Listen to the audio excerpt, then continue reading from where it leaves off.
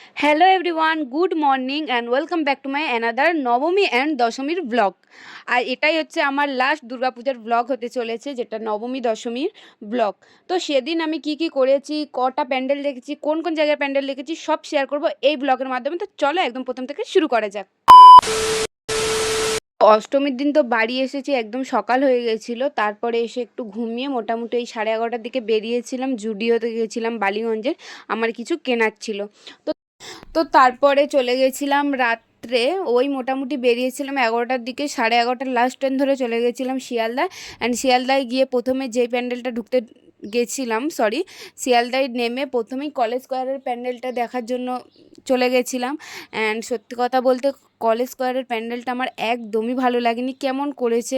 আর ওই দিকটা তো ঘেরা ছিল, প্যান্ডেলটা একদম দেখতে পাচ্ছিলাম না, জাস্ট এই লাইটিংটা দেখতে পাচ্ছিলাম। এর থেকে প্যান্ডেলের থেকে যেটা বেশি ভালো লেগেছে সেটা হচ্ছে এখানে করা কচ্ছপটা। তোমরাও দেখো, এটা আমার ভীষণ ভালো লেগেছিলো।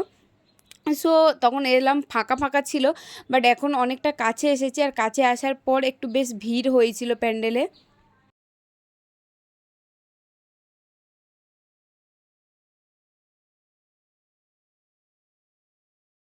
প্যান্ডেলটার বাইরে থেকে তো একদমই ভালো লাগছিল না, বাট ভিতরের এই ঝাড়বাতি অ্যান্ড ঠাকুর দুটোই কিন্তু খুব ভালো হয়েছে। আর ঠাকুরের মুখটা দেখলে তোমাদেরও ভালো লাগবে, সত্যি এখানকার ঠাকুরটা খুবই সুন্দর হয়েছে। জাস্ট মুখটা দেখো কতটা সুন্দর দেখতে লাগছে, ঠাকুরটা সত্যি অনেক সুন্দর হয়েছে। আমার তো ভীষণ ভালো লেগেছে মায়ের মুখটা। সো কলেজ স্কোয়ারের প্যান্ডেলটা দেখার পর চলে গেছিলাম আরও একটা প্যান্ডেলে। আর এটা খুব সিম্পল প্যান্ডেলটা হয়েছিল। আর এখানে প্রত্যেকটা ঘন্টার নিচে একটা করে লাইট দেওয়া ছিল, লাল নীল হলুদ সবুজ। আর সেই লাইটের কাছে গিয়ে আমি চেক করছিলাম যে লাইটের সাথে সাথে আমার মুখটা কেমন চেঞ্জ হয়। আর এই থিমটা একদম সিম্পল করেছিল, এটা সিঁড়ি সিঁড়ি করেছিল চিলেকটা। তারপরে হচ্ছে মানে ঘন্টা ঘন্টা করেছিল, ঘন্টা ছিল অনেক, মানে খুব সুন্দর সিম্পল। আর এগুলো মানে সে পাতলা কাপড়, নেটের টাইপস, ওই নেট দিয়ে কাপড় দিয়ে এই প্যান্ডেলটা করেছিল, একদম ইউনিক আর খুব সুন্দর, খুব সিম্পলের মধ্যে খুব সুন্দর। আর এখানে ঠাকুরটা তো একদম ইউনিক, যেটা তোমরা দেখতেই পাচ্ছ ভিডিওতে। তারপর লেবুতলা পার্কের প্যান্ডেলটায় ঢুকেছিলাম। আর এটা ঢোকার সময় মনে হচ্ছিলো যে একই গুহা ভূত করেছে। মানে প্রত্যেক বছর তো এরকমই হয় যে গুহার মধ্যে ঢুকছি, ভূত না এরকম টাইপসেরই করে, অন্ধকার টাইপসের। তো তারপরে একটু ভিতরে ঢোকার পর বুঝতে পারলাম না, এবছর একটু অন্য করেছে, মানে একটু জঙ্গল টাইপসের করেছে। অ্যান্ড আর্মিরা যুদ্ধ করছে, এর ওপরে একটা থিম করেছিল ওরা, যেটা অনেকটা ভিতরে ঢোকার পর বুঝতে পেরেছি। আর এখানে ঠাকুরটা আমার সব থেকে বেশি ভালো লেগেছে, জঙ্গলের মধ্যে মা তার 4 সন্তানকে নিয়েই আছে। আর এখানে হচ্ছে প্রজেক্টরের সাহায্যে কিছু ভিডিও দেখানো হচ্ছিলো, বাট এত মানুষের মাথা, মানুষ যাওয়া আসা করছে, সো সেগুলোই বেশি আসছিল, ভিডিওগুলো অতটাও বোঝা যাচ্ছিল না। কিন্তু মায়ের মুখটা অ্যান্ড চোখটা সবটাই খুবই সুন্দর, যে গণেশ, কার্তিক, সরস্বতী সবাইকে অনেক সুন্দর লাগছিল। অ্যান্ড তারপর চলে গেছিলাম সন্তোষ মিত্র স্কোয়ারে। আর ওটাই আমি দেখছিলাম যে এখনও কতটা হাঁটতে হবে যে আমাকে সন্তোষ মিত্র স্কোয়ারে যেতে হবে। তো এই দেখো কত ভিড়, এখন কিন্তু সন্তোষ মিত্র স্কোয়ারের হাবও যায়নি, তাতেই এত ভিড়, তাহলে ভাবো ভিতরে গেলে আরও কত ভিড় হবে। মোটামুটি 2 থেকে 2.5 ঘন্টা ঘোরা হয়ে গেল সন্তোষ মিত্র স্কোয়ার, এখনও দেখতে পাচ্ছি না। আমার তো একদম মুডটাই নষ্ট হয়ে গেছিলো ঠাকুর দেখার, ভাবছিলাম চলে যাব। তো সবে এই গেটটা দেখতে পেয়েছি, এই গেট থেকে কিন্তু এখনও অনেক ভিতরে যেতে হবে। তো ওখান থেকে একটু ঢুকে আরও ডান দিকে এই প্যান্ডেলটা দেখতে পেয়েছিলাম, যেটা কেদারনাথ থিম করেছিল। আর এটা তো আমার বেশ ভালো লেগেছিলো, সত্যি প্যান্ডেলটা অনেক সুন্দর হয়েছিল, আমার তো ভীষণ ভালো লেগেছিলো। অ্যান্ড অনেকক্ষণ পর সন্তোষ মিত্র স্কোয়ারের একটু কাছে এসেছি, এত ঘুরিয়ে ঘুরিয়ে ফাইনালি সামনের দিকে আসতে পেরেছি। সত্যি এই বছর ওরা অনেক ঘুরিয়েছে, তবুও মানুষের ভিড়টা তোমরা জাস্ট দেখো, যেমন সামনে ভিড় সেরকম পিছনে ভিড়, অতিরিক্ত ভিড়। 12টার সময় শিয়ালদা স্টেশনে নেমেছি শুধু সন্তোষ মিত্র স্কোয়ারটা দেখার জন্য, এখন বাজে 2:30। ফাইনালি সন্তোষ মিত্র স্কোয়ারের সামনে আসতে পেরেছি।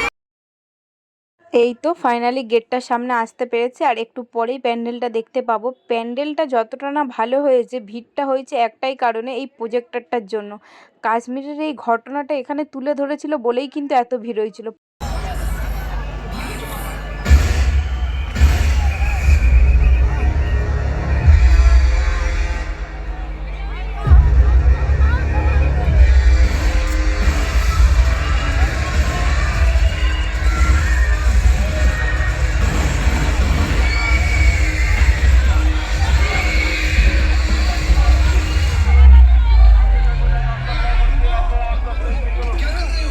अर्जुन हमसे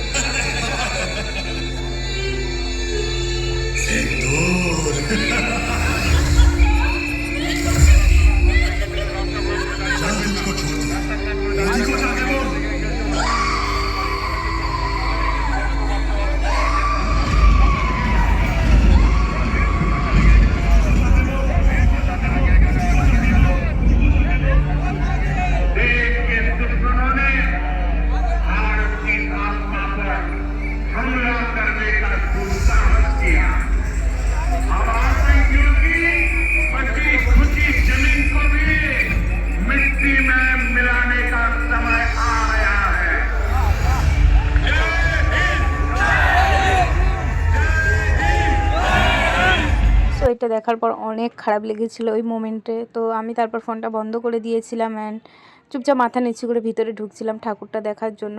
ভিতরটা অতটাও সুন্দর হয়নি, যেটা সুন্দর লেগেছে আমার সবথেকে সেটা হচ্ছে এই মুখটা ভালো লেগেছিলো, আর হচ্ছে ঝাড়বাতিটা সবথেকে আমার ফেভারিট লেগেছে। এই ঝাড়বাতিটা অনেক সুন্দর হয়েছিল। এখনও পর্যন্ত যতগুলো প্যান্ডেলে এরকম ঝাড়বাতি দেখেছি সবথেকে বেস্ট লেগেছে সন্তোষ মিত্র স্কোয়ারের ঝাড়বাতিটা, যেটা আমার পুরো নজরটাই কেড়ে নিয়েছিল। এই প্যান্ডেলটা নিয়ে আর কি বলবো, এটা তো সোশ্যাল মিডিয়াতে অনেক হাইলাইট হয়েই গেছে, আর হাইলাইট কেনই না হবে বলো। আমাদের ভারতের মানুষ একটা অন্য রাজ্যে গিয়ে ভালো সময় কাটানোর জন্য গিয়ে সেখানে যদি তাদের প্রাণ দিতে হয়, এর থেকে দুঃখের বিষয় আর কি হতে পারে। বাড়ি থেকে বেরানোর সময় কত সুন্দর না দেখতে লাগে, কত সুন্দরভাবে বেরায়, আর বাড়িতে ফেরার সময় অবস্থা পুরোই খারাপ। ট্রেনের মধ্যে তো কানেরটাও খুলে দিয়েছে, এত কান ব্যথা করছিল। আর ভোরবেলার ফার্স্ট ট্রেন ধরে চলে এসেছিলাম বাড়িতে। তো এই ছিল আমার নবমীর দিনের ব্লগ। The next day. তো দশমীর দিন দিদাকে নিয়ে চলে এসেছিলাম আবার বারুইপুরে, যেহেতু দিদা দূরের ঠাকুর দেখতে যেতে পারবে না, দিদার পায়ে প্রবলেম ব্যথা, সেই জন্য ভাবলাম দিদাকে কাছাকাছির মধ্যেই প্যান্ডেলটা দেখিয়ে আনি। এগুলো আমি আগেই দেখেছি, যেটা ষষ্ঠীর ব্লগে তোমাদের সাথে শেয়ার করেছি। তো সেই প্যান্ডেলগুলোই দিদাকে দেখানোর জন্য আবার এসেছিলাম দশমীর দিন। আর দিদা কিন্তু বেহালার অনেকগুলো ঠাকুর দেখেছিল, তারপর আমাদের বাড়িতে এসেছিলো মনে হচ্ছে নবমীর দিন, হ্যাঁ নবমীর দিন এসেছিলো। তো দশমীর দিন দিদাকে নিয়ে এসেছিলাম পদ্মপুকুরের এই প্যান্ডেলটা দেখানোর জন্য।